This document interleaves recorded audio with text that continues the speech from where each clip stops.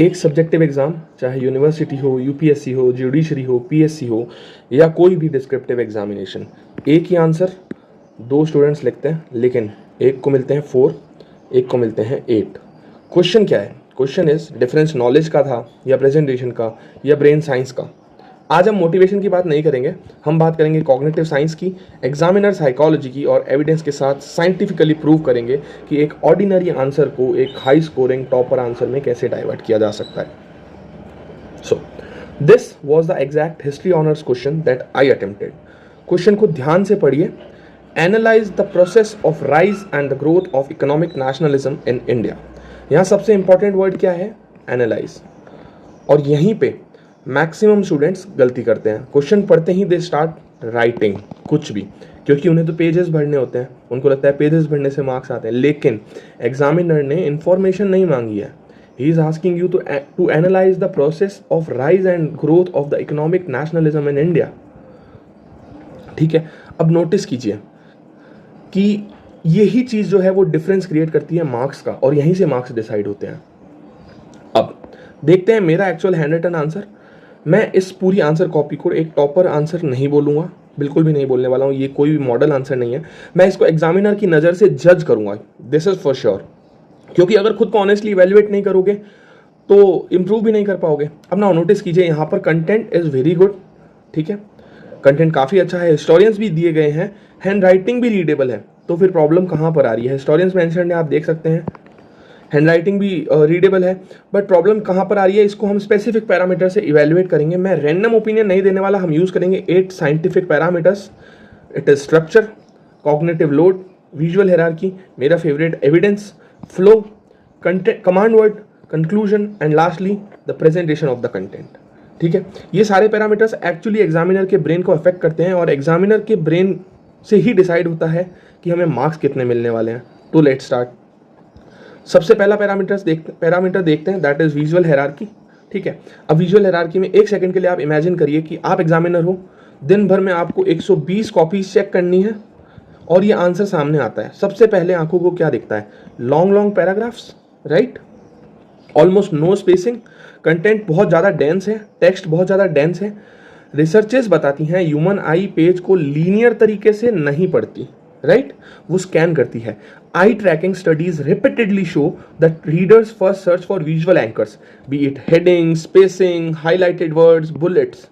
यहाँ एग्जामिनर को कोई एंकर नहीं मिल रहा, रिजल्ट क्या आएगा? उसका ब्रेन एफर्ट डालेगा। यहीं पे आती है कॉग्निटिव लोड थ्योरी। तो आप अब समझते हैं कॉग्निटिव लोड थ्योरी। जॉन स्वेलर नाम के एक साइकोलॉजिस्ट हैं, उन्होंने 1988 में कॉग्निटिव लोड थ्योरी प्रपोज की थी। सिंपल लैंग्वेज में, ब्रेन की वर्किंग मेमोरी लिमिटेड होती है। जब इंफॉर्मेशन एक ही ब्लॉक में भर दी जाती है, ब्रेन पे अननेसेसरी लोड बढ़ता है, और जब लोड बढ़ता है तो प्रोसेसिंग स्लो होती है। नॉलेज सेम है, लेकिन प्रेजेंटेशन उस नॉलेज को डिफिकल्ट बना रही है। इसीलिए कॉग्निटिव लोड को हमें डिक्रीज करना है। और ये सिर्फ प्रेजेंटेशन नहीं है, ये है साइंस। इसको हम आगे समझते हैं। अब आते हैं स्ट्रक्चर पर। अब ऑनेस्टली स्ट्रक्चर बुरा नहीं है इस आंसर का, एक्चुअली काफ़ी अच्छा है। इसके अंदर इंट्रोडक्शन है, कंटेक्स्ट भी है, ठीक है, आर्ग्यूमेंट्स दिए हुए हैं, मेंशन करा हुआ है क्रेडिबल लोगों को जो आर्ग्यूमेंट्स कर रहे हैं। इसके अंदर ट्रांजिशन भी है, थिंकर्स भी दिए हुए हैं, लेकिन एक इम्प्रूवमेंट पॉसिबल है। इन्फॉर्मेशन को और चंक किया जा सकता था। बड़े बड़े पैराग्राफ्स हैं, इनको छोटा करके लिखा जा सकता था, राइट। रिसर्चेस बताती हैं chunking improves comprehension because working memory handle smaller units much more efficiently than one large block. इसी प्रिंसिपल की वजह से जो फोन नंबर्स हम देखते हैं उनको चंक्स में लिखा जाता है, जिससे हमें जल्दी मेमोराइज हो सके। आंसर राइटिंग भी सेम साइंस को फॉलो करती है। अब देखते हैं मेरी फेवरेट चीज़, एविडेंस। नोटिस कीजिए, बिपिन चंद्रा, दादा भाई नौरोजी, आरसी दत्त, रजत रे, ये सिर्फ नेम्स नहीं है, ये क्रेडिबिलिटी बिल्डर्स है, राइट।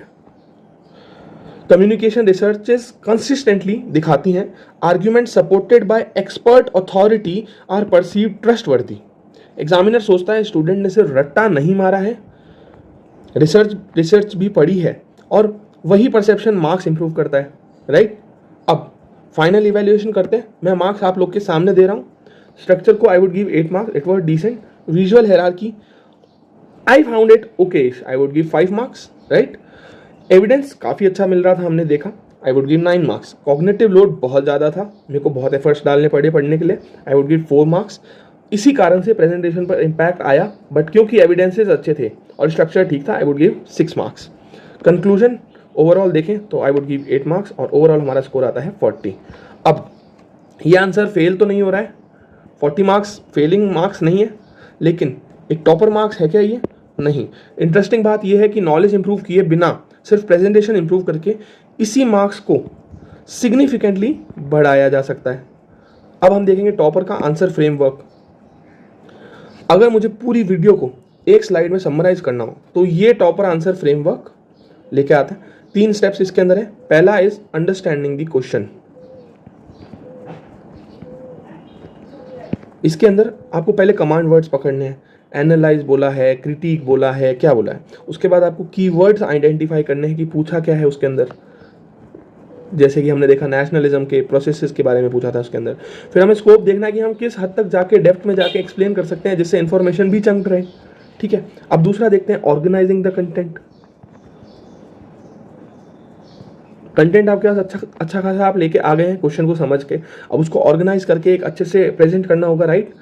तो इसके अंदर हमको जो इन्फॉर्मेशन है उसको चंक करना आना चाहिए, लॉजिकल फ्लो डेवलप करना आना चाहिए, एक पैराग्राफ से दूसरे पैराग्राफ में कनेक्टिविटी होनी चाहिए. और सिंस आप कोई आर्ग्यूमेंट दे रहे हो, एनालाइज कर रहे हो, तो किस बेसिस पे कर रहे हो, आप कोई क्रेडिबल इंसान नहीं हो, तो आपके पास एविडेंस होना चाहिए किसी क्रेडिबल इंसान का. हमने पीछे देखा Rajat Ray sir, RC Dutt sir. अब the third part is present to the brain. अब एग्जामिनर जब चेक कर रहा है, आपने आंसर लिख दिया, बट एग्जामिनर जब चेक कर रहा है तो उसको उसके ब्रेन को आपको प्रेजेंट देना है. अब वो कैसे मिलेगा? विजुअल हायरार्की डेवलप करके, वाइट स्पेसिंग रखिए. अगर एक पैराग्राफ यहाँ से शुरू हो रहा है और यहीं से आप दूसरा स्टार्ट कर रहे हैं तो that won't create white spacing. थोड़ा सा स्पेस छोड़ दीजिए, कोई इशू नहीं आएगा. अगर अच्छे से वाइट स्पेसिंग दिखेगी, उसको टिक करने के लिए स्पेसिंग मिलेगी और आपने अच्छे से अंडरलाइन करा होगा, तो आपकी प्रेजेंटेशन अपने आप बनेगी और एग्जामिनर के ब्रेन को प्रेजेंट मिलेगा और यहीं से आपके मार्क्स इंप्रूवमेंट की जर्नी स्टार्ट होगी. Same answer, same knowledge, but you are getting less marks. पहले आपके फ्रेंड के ज़्यादा आ रहे थे, मे बी वो चीज़ अब डाइवर्ट हो जाएगी, आपके भी बराबर मार्क्स आने लगेंगे. The whole thing is, whole psychology is reducing the cognitive load of the examiner. और वो होता है प्रेजेंटेशन को इंप्रूव करके, कंटेंट को ऑर्गेनाइज करके और क्वेश्चन को प्रॉपर्ली समझ के कि क्वेश्चन में पूछा क्या है, राइट. अब मैं आपको सीधी सी चीज़ बोलता हूँ, एक चैलेंज देता हूँ. चलो आज से कोई भी सब्जेक्टिव आंसर आप लिख रहे हो, सबमिट कर रहे हो, उससे 30 सेकंड पहले बस 30 सेकंड आपको निकालने और ये 6 क्वेश्चंस पूछिए. क्या मैंने कमांड वर्ड को एड्रेस किया? क्या मैंने इंट्रोडक्शन रेलेवेंट लिखा? क्या मैंने हेडिंग्स जो डाली हैं वो विजिबल है? सिर्फ हेडिंग डाल देने से नहीं होता, वो एग्जामिनर को नज़र में तो आनी चाहिए ना. तो क्या हेडिंग्स विजिबल है? क्या पैराग्राफ मैंने चंक किए? क्या मैंने एविडेंस डाला? और क्या कंक्लूजन मैंने लिखा है? आधे लोग कंक्लूजन लिखते ही नहीं है, मतलब अलग से आपको यू शुड शो इट कि कंक्लूजन लिखा है भाई. अगर आप इनमें से इन 6 में से 4 पर भी सही चीज़ में टिक कर दे रहे हैं ना, तो आप ऑलरेडी एवरेज स्टूडेंट के आगे निकल चुके हैं ना. टॉपर जो है ना, वो एवरेज स्टूडेंट के बीच, टॉपर और एवरेज स्टूडेंट के बीच में सिर्फ एक ही डिफरेंस होता है. क्या? ज़्यादा नॉलेज का नहीं, बेटर डिसीजंस का होता है. और बेटर डिसीजंस कहाँ से आएंगे? वो इस साइंस बेस्ड थ्योरी से आएंगे. अब इस वीडियो में हमने एक आंसर को एग्जामिनर की नज़र से देखा, हमने उसे क्रिटिसाइज नहीं किया, ठीक है, हमने उसे डिकोड किया, राइट. अगर आज के बाद आप सिर्फ एक चीज याद रखें तो रखिए कि an examiner doesn't reward the answer you rote, he rewards the answer he could process, his brain could process. इसीलिए answer writing is not just an art, it's an applied cognitive science. और इसी philosophy के साथ इस channel पर हर video किसी opinion से नहीं, रिसर्च, साइकोलॉजी और रियल वर्ल्ड एप्लीकेशन से आएंगे. मिलते हैं अगली वीडियो में, तब तक के लिए keep flying high to the infinite heights of success. Thank you.